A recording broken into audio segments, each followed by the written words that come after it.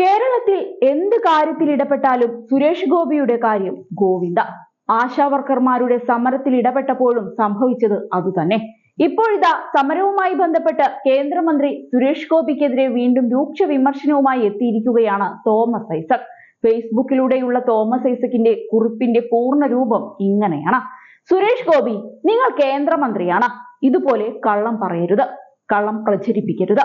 നദ്ദയുമായുള്ള കൂടിക്കാഴ്ചയ്ക്ക് ശേഷം കേന്ദ്ര സർക്കാരിന്റെ പേരിൽ ഇറക്കിയെന്ന് പറയുന്ന ഒരു വാറോല ഉണ്ടല്ലോ, അത് ആര് ചമച്ചതാണ്? കേന്ദ്ര സർക്കാരിൻ്റെത് അല്ലെന്ന് ജേക്കബിനെ പോലുള്ള പത്രപ്രവർത്തകർ കാലത്തു തന്നെ എഴുതിയത് വായിച്ചു.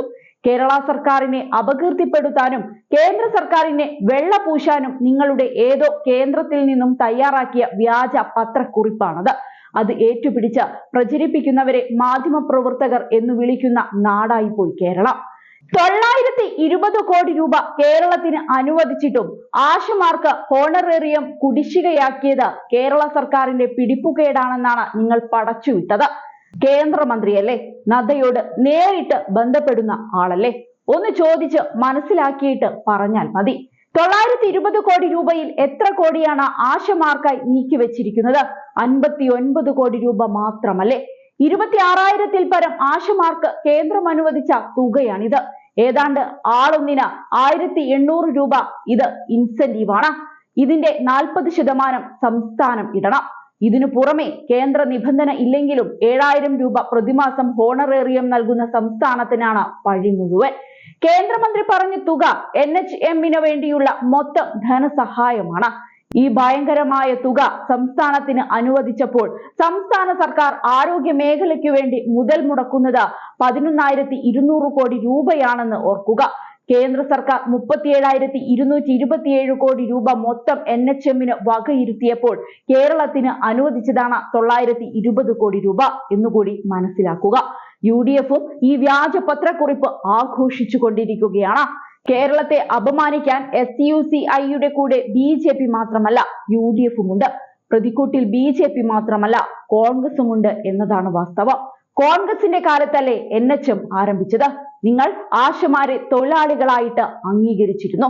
ഇൻസെന്റീവിനപ്പുറം എന്തെങ്കിലും വേതനം നൽകാൻ തയ്യാറായിരുന്നു. നിങ്ങൾ ഭരിക്കുന്ന ഏതെങ്കിലും ഒരു സംസ്ഥാനത്ത് കേരളം നൽകുന്നതിന്റെ അടുത്ത ആനുകൂല്യങ്ങൾ ആശാപ്രവർത്തകർക്ക് നൽകുന്നുണ്ടോ എന്നായിരുന്നു കണ്ണിൽ പൊടിയിടാനുള്ള സുരേഷ് ഗോപിയുടെ പുതിയ പ്രവർത്തനം കണ്ട് തോമസ് ഐസക് ഫേസ്ബുക്കിൽ കുറിച്ചത്. അതേസമയം മഴയത്ത് സമരം ചെയ്യുന്ന ആശാ വർക്കർമാർക്ക് റെയിൻകോട്ടുകളും കുടകളും നൽകാൻ സുരേഷ് ഗോപി സമരവേദിയിൽ 2 ദിവസം മുൻപ് എത്തിയിരുന്നു. മഴയെ തുടർന്ന് ആശാ വർക്കർമാർ മഴ നനയാതിരിക്കാൻ കെട്ടിയ ടാർപോളിൻ പോലീസ് അഴിച്ചു നീക്കിയത് വിവാദമായിരുന്നു. ഇതിനു പിന്നാലെയാണ് സുരേഷ് ഗോപിയുടെ സന്ദർശനമുണ്ടായത്. അതേസമയം ഈ വിഷയം കേന്ദ്രത്തിന്റെ ശ്രദ്ധയിൽപ്പെടുത്താനായി താൻ ഡൽഹിയിലേക്ക് പോകുമെന്നും ആവശ്യമെങ്കിൽ പ്രധാനമന്ത്രിയെ കാണുമെന്നുമൊക്കെ സുരേഷ് ഗോപി പറഞ്ഞിരുന്നു. ഇതിനായി ഡൽഹിക്ക് പോവുകയാണ്.